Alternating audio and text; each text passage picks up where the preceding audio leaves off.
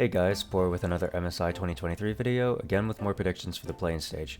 This time around though, we don't actually need to do mock drafts because we got to see some of the actual picks and meta adaptations from these teams.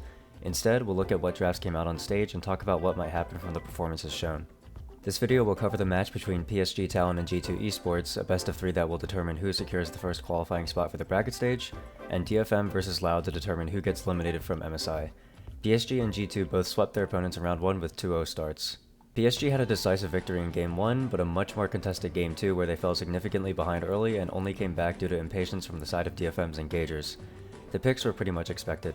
K'Sante and Tank Gragas for Hazy provided him his usual teamfight threat, Junjia did his thing on Vi in Game 1 and his EDG throwback Viego pick in Game 2.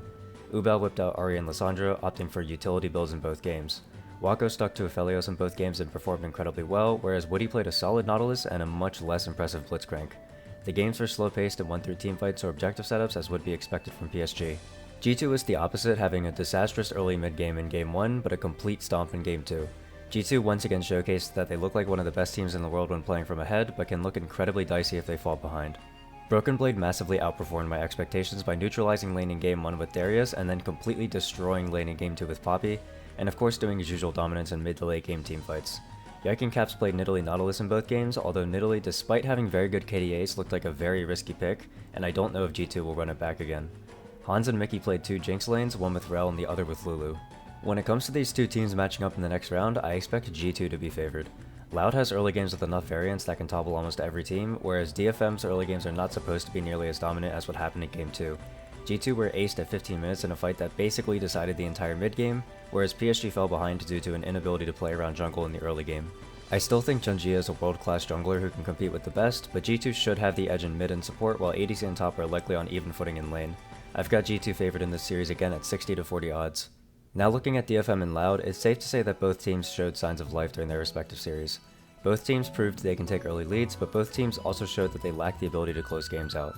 DFM came out with a very expected draft, showing their tank top with meta jungle and bot duo, plus their Annie priority. Game 2 swapped Annie for Ahri, the Malphite for K'Sante, and the Jinx Thresh for Zeri Renata. Unfortunately, the key factor for DFM losing was that they were exposed for having a young, inexperienced top laner. Tol2 struggled to find his footing in both games, missing crucial Malphite ults in Game 1 and overforcing engages on K'Sante in Game 2. Loud also showed their usual drafts, going for Renekton and Jax in the top lane, standard junglers, pick mages in mid, and Aphelios Tahm Kench in both games.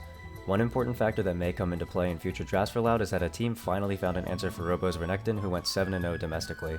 There is an asterisk on this though, as Croc forgot to buy his jungle pet at level 1 in that game, meaning there was no jungle pressure for lanes at all. Regardless, Robo was completely shut out in both games. Rout and Tanones got to show off their high points though, with some sick movement and teamfights from both of them. Overall, I expect Loud's drafting to remain similar despite their losses, and I don't see Robo ditching his carries against a player like Tol2. On the flip side, DFM need to figure out how to bandage their top lane situation fast, or else they'll face a swift exit to Loud on Friday.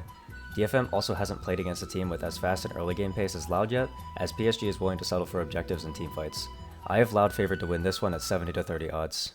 This scenario sets us up for a matchup against Loud and PSG for the LCQ series, and I think that both teams showed a lot of promise for winning against the Group A representative in that BO5. That's all I've got for this one. Hopefully I'll see you all tomorrow for the Group A rundown after those games as well. Bye!